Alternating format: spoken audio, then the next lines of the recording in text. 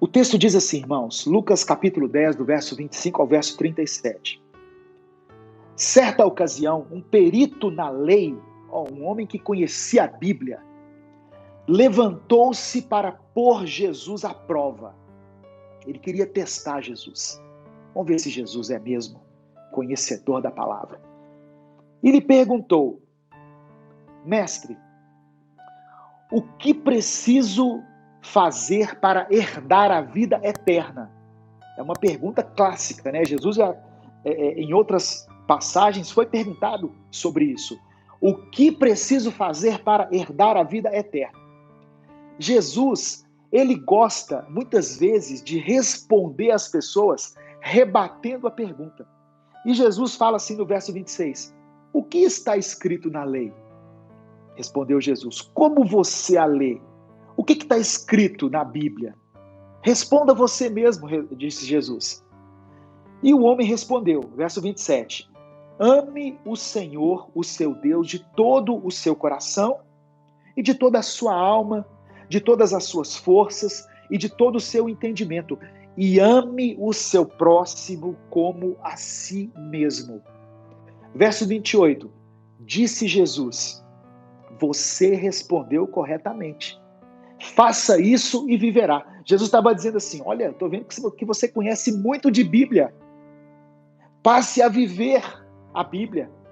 Não somente conheça a Bíblia, mas passe a viver aquilo que você conhece. Versículo 29. Mas ele, querendo justificar-se, perguntou a Jesus, e quem é o meu próximo? Em resposta, Jesus disse, aí Jesus começa a contar uma parábola. E eu quero ler com você essa parábola. Versículo 30. Um homem descia de Jerusalém para Jericó, quando caiu nas mãos de assaltantes, de salteadores. Estes lhe tiraram as roupas, espancaram-no e se foram, deixando-o quase morto. Aconteceu estar descendo pela mesma estrada um sacerdote. Quando viu o homem, passou pelo outro lado. O sacerdote, o pastor, o padre, quando viu aquele homem caído, machucado, ferido, passou pelo outro lado. Verso 32. E assim também um levita. Levita é aquele que serve na casa de Deus. Talvez o levita estivesse indo para um ensaio, né?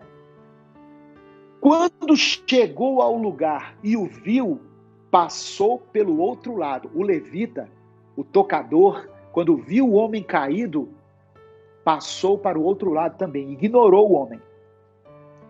Verso 33. Mas um samaritano, estando de viagem, chegou onde se encontrava o homem e quando o viu, teve piedade dele.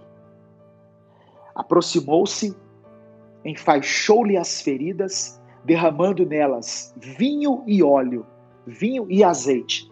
Depois colocou-o sobre o seu próprio animal, levou-o para uma hospedaria e cuidou dele. No dia seguinte, deu 2 denários ao hospedeiro e disse-lhe, cuide dele. Quando voltar, lhe pagarei todas as despesas que você tiver. Aí Jesus pergunta assim, qual desses 3, o sacerdote, o levita e o samaritano, qual desses 3 você acha que foi o próximo do homem que caiu na mão dos assaltantes? Aquele que teve misericórdia dele, respondeu o perito na lei. Jesus lhe disse, vá e faça o mesmo. Amém? Nós podemos fazer mais do que isso. Nós podemos fazer mais do que isso. Irmãos, é interessante como certos tipos de pregação não têm o mesmo impacto, a mesma projeção do que algumas que nós colocamos aqui no nosso canal. Quando nós colocamos uma pregação assim, Deus vai te fazer próspero, um título assim, nós temos muitas visualizações. Quando nós colocamos assim, o Senhor vai te dar a chave da vitória, chove de gente querendo assistir nosso vídeo. Mas quando nós colocamos assim, você pode ser um milagre na vida de alguém. Você pode estender a mão e abençoar alguém. Aí não tem tanta procura, sabe? Essa mensagem mesmo, esse culto mesmo, quando nós formos dar título a ele, nós vamos colocar um título que talvez não tenha a ver com isso aqui, para atrair as pessoas. Nós usamos, é mentira, pastor, não, que vocês usam? Não, nós usamos estratégias. Mas nós não saímos do contexto, sabe? Porque as pessoas querem viver um evangelho que somente favoreça a elas. Evangelho não é para você ficar rico. O evangelho não é para fazer com que você não tenha nenhum tipo de sofrimento. O evangelho diz respeito a Jesus Cristo sendo entregue pelos nossos pecados na cruz do Calvário. O homem é pecador e se afastou de Deus, mas pelo sacrifício de Jesus, nós nos reconciliamos com o Pai. Isso é o evangelho. Não é para você ficar rico, não é para você ter o melhor emprego. Deus pode fazer essas coisas, sim, mas isso não é a essência do evangelho. As melhores oportunidades de servir ao próximo, elas não vão se encaixar em uma programação, em uma agenda de igreja planejada. As oportunidades de ajudar alguém vão brotar de encontros espontâneos, de pessoas que você vai encontrar à beira do caminho.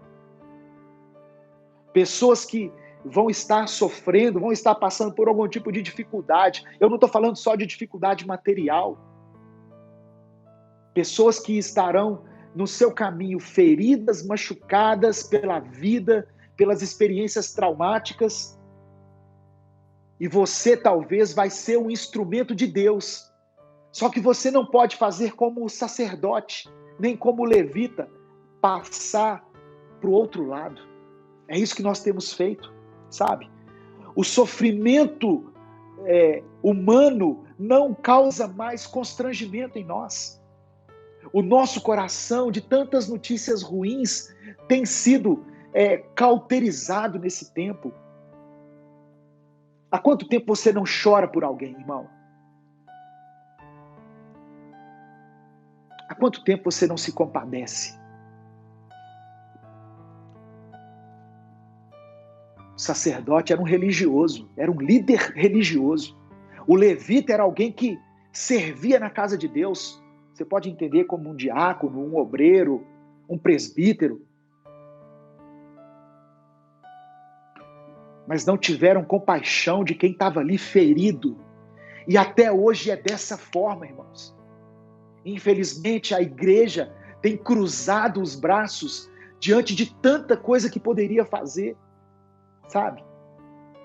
Tem coisas que são pequenas que você pode fazer, mas que na vida de alguém vai fazer uma diferença enorme, enorme. É melhor dar do que receber, sabe? É melhor dar do que receber. Não queira estar na posição de ter que receber algo de alguém. Não queira isso. Se você tem condições de dar alguma coisa para alguém, eu não estou falando de dinheiro agora, que seja uma palavra, que seja um abraço, que seja um telefonema, uma mensagem. Se você está na posição de dar, é porque você tem algo a dar para as pessoas. Se hoje eu estou aqui pregando essa mensagem, é porque um dia alguém pregou para mim. É porque um dia eu estava na posição de receber. Mas todos que receberam de Jesus, hoje, têm condições de dar. Jesus disse que aquele que crer nele, do seu interior fluirão rios de águas vivas. Você tem um tesouro dentro de você. Você tem o Espírito Santo. A água viva que é Jesus pode jorrar através de você e saciar a sede espiritual das pessoas.